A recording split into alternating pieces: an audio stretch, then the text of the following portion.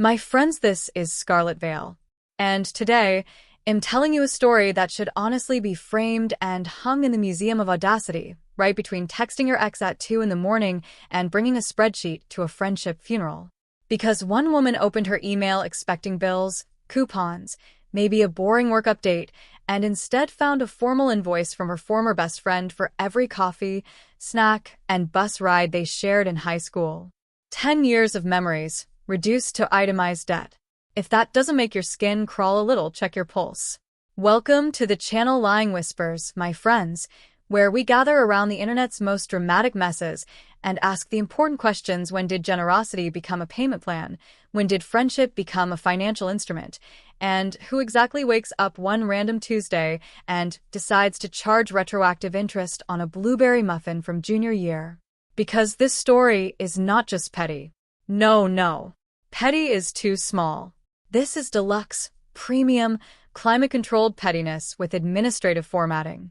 So subscribe, leave a like, comment, share this with that one friend who lives for a classy emotional train wreck, and grab a coffee or whatever drink you love, because you're going to want something comforting in your hand while this absurd story unfolds. Stay with me to the end, because what starts as one unhinged PDF turns into a full masterclass in entitlement, resentment, image management, and the kind of social privilege that smiles while quietly keeping receipts. The woman at the center of this story was named Emily. Not her real name, obviously, because she had already suffered enough without being permanently attached to a story that sounds like a rejected subplot from a very chaotic streaming drama.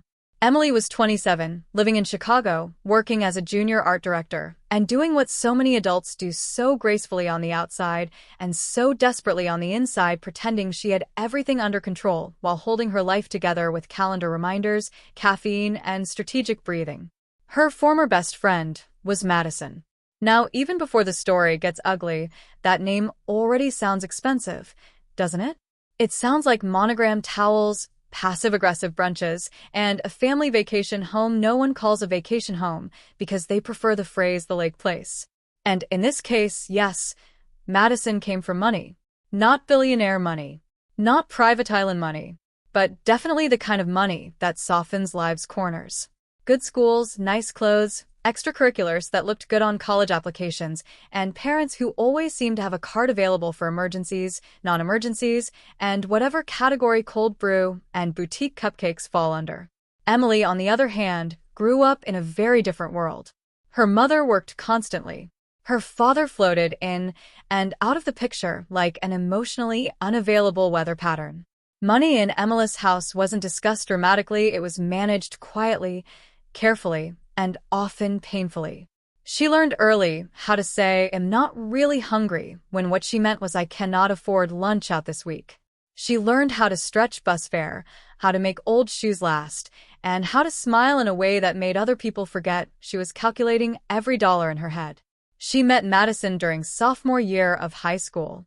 They clicked instantly. You know, the kind of friendship. Same lunch table every day. Same inside jokes. Same dumb crush analyses. Same dramatic post-game debrief after every group hangout. They survived bad hair phases, worse dating decisions, catastrophic presentations, and the emotional terrorism of being 16 in the age of social media. Emily thought of Madison as the kind of friend who just got her. Madison, apparently, thought of Emily as a long-term investment with disappointing returns. Back then, Madison often covered little things. A latte before first period. A bus ride if Emily was short. Movie tickets once in a while. The occasional shared plate of fries after school. And every time, she made it sound casual. Don't worry about it. Get me next time. It's literally fine. Oh my God, Emily, we're friends. That last one? Dangerous sentence, my friends.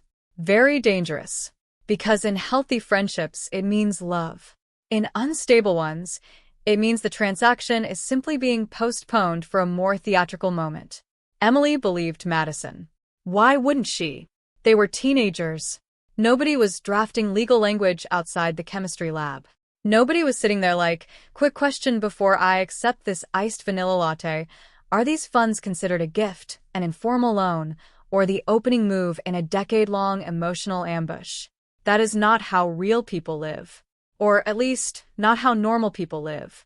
The years passed. High school ended. College happened. Life spread them out the way life always does.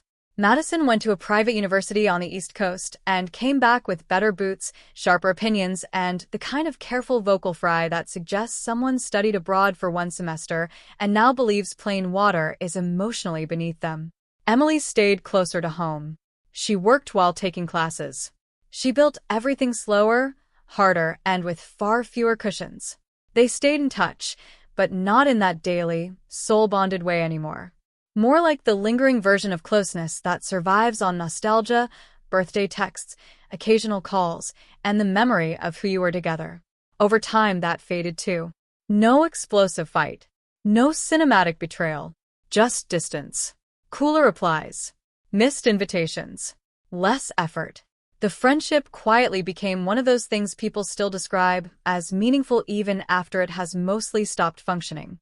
And then came the email. A completely ordinary Wednesday. Emily was eating a sad desk salad and avoiding a spreadsheet at work when she saw a new message come through. The subject line read outstanding balance. Oh, already disgusting. The sender was Madison. Emily clicked. The email itself was only a few lines long. Hi, Emily. While reviewing some long overdue personal matters, I realized there were several expenses I covered throughout our friendship that were never reimbursed. I've attached a detailed record, updated to reflect present-day value. I think it would be fair for us to settle this now and close the chapter with clarity. With clarity. My friends, manipulative people love that word. Clarity. Closure. Alignment. Integrity. They wrap emotional violence in wellness language and act offended when you don't thank them for the packaging. Emily opened the attachment. It was a PDF. 156 line items. 156. There were coffees from 2016, bagels from a cafe near school, bus fares, shared movie tickets, a cab ride after prom, a sandwich, a smoothie, a bottle of water from a CVS during finals week. She was not looking at an invoice. She was looking at the fossil record of a deeply committed grudge. And Madison had not stopped at amounts and dates. Oh no. There was an item description column, and occasionally an explanatory note column too. Emily forgot her wallet. Emily stated she would pay later. Covered due to Emily's financial limitations. Full cost assumed by me. I'm sorry. Covered due to Emily's financial limitations? That is not an invoice note. That is character assassination in business casual. At the bottom, Madison included a subtotal, an inflation adjustment, and then, because apparently Satan himself had interned in her accounting software, a small additional amount for what she called time-based value erosion. Girl, be serious. This was not private equity. It was a caramel latte and 2 bus rides to chemistry. The total came out to just under $1,400. Emily stared at the screen so long her salad started to wilt in solidarity. At first, she genuinely thought it had to be a joke. Then she wondered if Madison had been hacked. Then came the awful realization that no, this was exactly the kind of thing a certain type of highly curated, deeply unwell person would absolutely do after 2 therapy buzzwords and 1 podcast about boundaries. She forwarded the PDF to her 2 closest current friends, Nora and Jasmine, with 1 message. Please tell me this is performance art. Nora replied first. This is AITA meets corporate litigation. Do not pay her a dime. Jasmine answered right after. I need to know whether the PDF had branding.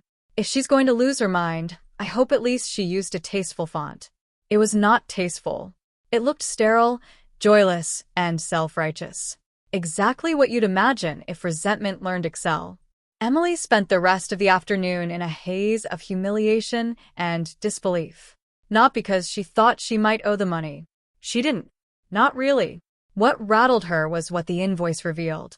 All those years, all those moments she remembered as casual gestures between friends, had apparently been quietly recoded on Madison's side as unpaid liabilities. That kind of discovery does something ugly to a person's memory. Suddenly, every don't worry about it feels fake. Every I got you sounds sinister. Every shared moment gets dragged back under fluorescent light and examined for hidden terms and conditions. That night, Emily did what any emotionally overwhelmed, moderately online adult does when life stops making sense. She posted anonymously in an AITA-style forum asking whether she was wrong for refusing to reimburse a former best friend for high school expenses she had never understood to be loans. And the internet, my friends, did not disappoint. People were horrified. People were fascinated. People were so delighted by the absurdity that they almost forgot how sad it really was. One commenter said Madison sounded like she'd invoice someone for emotional labor during a breakup. Another asked if Emily should send a counterbill for every time she listened to Madison cry over mediocre men. One very dramatic person wrote, "This is not friendship. This is a subpoena with nostalgia." Honestly, Poetry. but buried in the noise were useful questions too. Did Madison ever explicitly say the money was a loan? Were there messages? Any evidence Emily had agreed to pay her back? So, Emily went digging.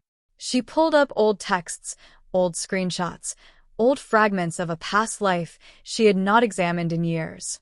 And what she found was almost worse than finding nothing. There were messages where Madison wrote, "Seriously, don't worry about it. Just buy me fries someday. We're friends, not Venmo requests. Relax. I know things are tight for you." Oof. That last one hit especially hard, because now the whole invoice felt even uglier, less like a financial request and more like a retroactive humiliation package. Madison had known Emily was struggling. She had explicitly framed those moments as help, as care, as friendship. And now she was repackaging them as evidence of exploitation. Emily could have ignored it. Frankly, that would have been elegant. But some part of her still wanted to believe there was a misunderstanding. Some part of her wanted the world to remain a little less grim. So she replied. She kept it calm. Polite. More polite than I would have been, and that alone proves she deserved a medal and a tax break. She wrote that she was stunned by the invoice, that she had never understood those expenses to be loans, and that receiving such a request after so many years felt hurtful and unfair. Then she asked where this was coming from. Madison replied within an hour. "Happy to discuss by phone, if that feels easier." Of course she was. People who stage emotional ambushes love a phone call. They want the live reaction. They want your confusion, your shaky breathing, your little pauses. It gives them the feeling of control spreadsheets alone cannot provide. Emily agreed. The next evening, she put Madison on speaker with Nora sitting beside her on the couch, silent and wide-eyed like a witness at a trial nobody had wanted to attend. Madison started softly. Too softly. The voice of someone auditioning for the role of reasonable woman betrayed by everyone around her. She said she had been reflecting on imbalanced relationships. She said she was learning to stop overgiving. She said her therapist had encouraged her to honor the value of what she had provided to others over the years. I need everyone to notice how often terrible behavior arrives wearing therapy skin. A therapist may tell you to set boundaries. A therapist does not, in any sane universe, tell you to issue a 10-year retroactive invoice for cold brew consumed during the Obama administration. Emily asked the obvious question. Why didn't you ever say any of this at the time? Madison sighed in that controlled, cinematic way certain people do when they believe they are delivering the morally superior monologue. She said that back then, she didn't know how to ask for what she deserved. She said she had spent years being the strong friend, the capable friend, the one with resources, the one everyone leaned on. She said Emily had benefited from her generosity without ever really understanding what it cost. There it was. Not money. Narrative. Madison wasn't really asking to be repaid for coffee. She was trying to rewrite the emotional hierarchy of the friendship. She no longer wanted to be remembered as the friend who gave freely. She wanted to be recognized as the one who had been used, drained, and finally brave enough to collect. Emily kept her voice steady and asked, "What exactly do you think I took from you?" Madison hesitated. That hesitation said everything. Because people like this are often crystal clear on their resentment and very fuzzy on the actual offense. The truth was, Madison didn't just resent the money. She resented the role she had played. The stable one. The generous one. The one people expected things from. She had worn that role proudly for years, until one day she decided it made her look less adored than she wanted. She told Emily that throughout high school, everyone treated Emily like the sweet, struggling girl who was doing her best, while Madison was expected to be polished, put together, and endlessly supportive. She said no one noticed the emotional burden of always being the giver. Now listen. Is class difference real? Absolutely. Can financial imbalance create tension in friendships? Of course. Can unspoken resentment build up when one person pays more often? Yes. But grown adults address that in real time, with honesty. They do not spend a decade curating victimhood and then attach it to a PDF. Emily reminded Madison of all the things that had never been counted. The nights she stayed up talking Madison through breakups. The homework she helped with. The weekends she spent comforting her during family drama. The way she showed up, over and over, in all the invisible ways that close friends do. Madison's answer was incredible. The money isn't really the point. My friends, whenever someone says that immediately after sending a mathematically organized demand for money, the money is absolutely one of the points. A very shiny point. A bolded point. Possibly underlined. Emily asked one final question. If I pay this, will it actually make you feel better? Madison paused, then said, it would make me feel like things were finally balanced. Balanced. There it was again. Not reimbursement. Not necessity. Symbolism. Madison wanted Emily to submit to her version of history. She wanted proof that Emily accepted the role of debtor, taker, beneficiary of someone else's sacrifice. The call ended without an agreement. No screaming. No dramatic insults. Just that cold, thinning feeling that comes when two people suddenly realize they have not been living inside the same memory at all. After the call, Emily cried. Not because she felt guilty. Not because she was scared. Because she was grieving. That's what people don't talk about enough. Sometimes the deepest hurt isn't what someone does in the present. It's the way their actions corrupt the past. Madison hadn't just sent a bill. She had gone back in time and poisoned Emily's understanding of years she once considered safe. For a few days, Emily seriously considered paying. Not because she believed she owed it, but because peace can look very tempting when it comes with a price tag. $1,400 felt obscene, yes, but closure? Silence? A clean break? Those can start to sound expensive when your nervous system is already exhausted. But Nora talked her down. And thank God for Nora, patron saint of women one bad decision away from apologizing to the wrong person. She told Emily what needed to be said. Paying would not buy peace. It would purchase Madison's version of the story. It would reward humiliation. It would transform an absurd demand into a successful power play. So Emily didn't pay. Instead, she took one more practical step and spoke with an attorney friend. Not because she thought Madison had a real case, but because when someone behaves with that much confidence, it can make even nonsense feel threatening. The attorney's answer was simple. Without any clear agreement, contract, or contemporaneous evidence that the expenses were loans, Madison had almost nothing. Casual spending between friends, especially from adolescents, was not likely to become legally enforceable just because one person got emotionally entrepreneurial 10 years later. That settled the legal side. The moral side was easier. Emily went back through old memories with fresh eyes, and the more she did, the more certain patterns emerged. Madison had often enjoyed being the one who paid. She liked being needed. She liked looking generous. She liked, maybe a little too much, the glow that came from rescuing someone who had less. There had always been small comments too easy to miss at the time. Oh, that top is cute on you, actually. You're so brave for not caring what people think. I just want you to be realistic. If you ever need help, I can always cover it. At the time, Emily heard kindness. Now she heard calibration. A soft social ladder hidden in the language of support. And that was the ugliest realization of all. Madison's generosity may never have been entirely free. Not because she was plotting from day one like some suburban Bond villain, but because she liked the role it gave her. The elevated one, the composed one, the capable one, the benefactor. And when that role stopped feeling flattering, she turned the memory of it into a weapon. A few days later, Madison sent another message. If the total amount feels overwhelming, I'm willing to discuss a payment plan. A payment plan. I'm sorry, I know I should act like an adult here, but that is hysterical.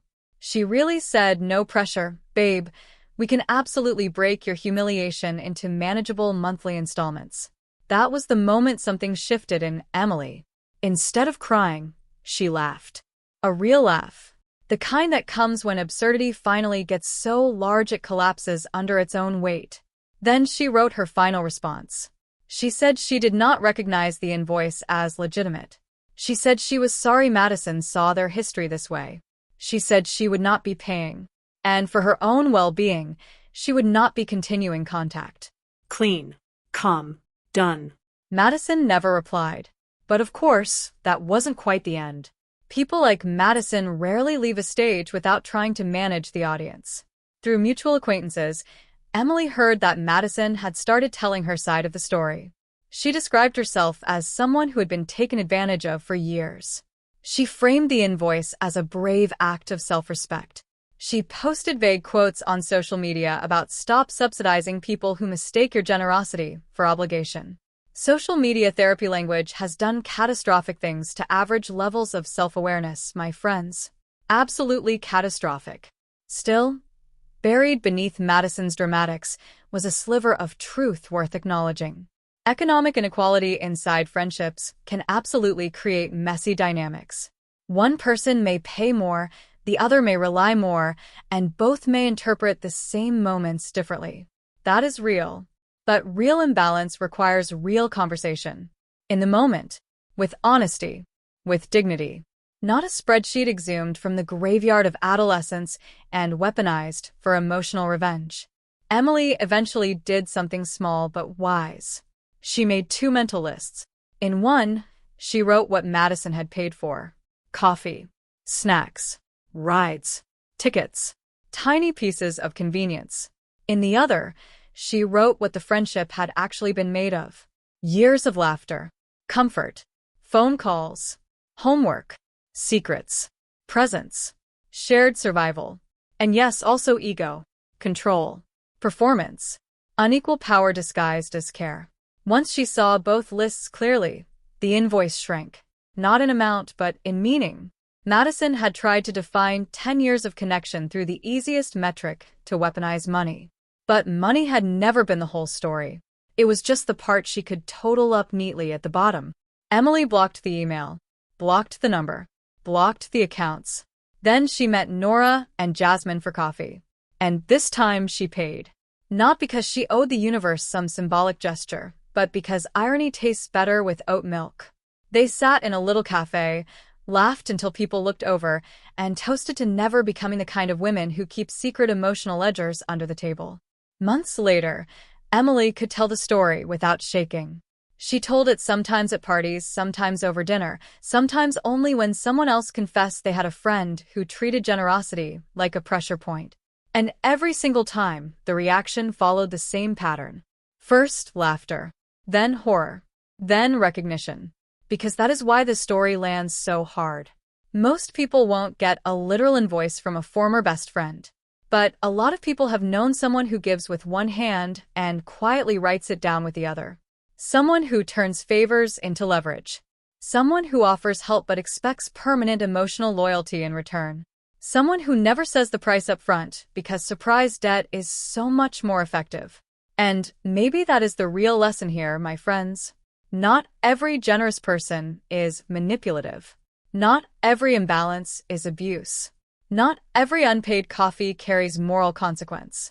But when someone uses past kindness as a tool to shame, control, or rewrite your shared history, that was never generosity in its healthiest form. That was power with a smile. Emily never paid Madison a cent. And honestly, good for her. Because some bridges are not worth saving, no matter how reasonable the invoice looks. Some endings deserve to stay sharp. Some people mistake compliance for closure. And some relationships, once reduced to line items and inflation adjustments, reveal they were running on a hidden tariff all along. So let me ask you, my friends, what would you have done? Would you have paid just to make it disappear? Would you have sent a counter-invoice for years of emotional labor, crisis management, and listening to bad dating updates? Would you have laughed, blocked, and gone for coffee with real friends? Or would you have sent $1 with the memo line for the loss of your mind? Because personally, I think Madison didn't miss the money. She missed the power she used to feel when Emily thanked her. And that, my friends, is always the most expensive part. Comment below, my friends, I need to know what you would do in this situation. Did Madison have any moral right to ask for repayment? Was Emily right to refuse? Have you ever known someone who turned affection into accounting? Tell me everything, because if friendship now comes with retroactive billing and emotional interest rates, then trust me, we all need to read the fine print.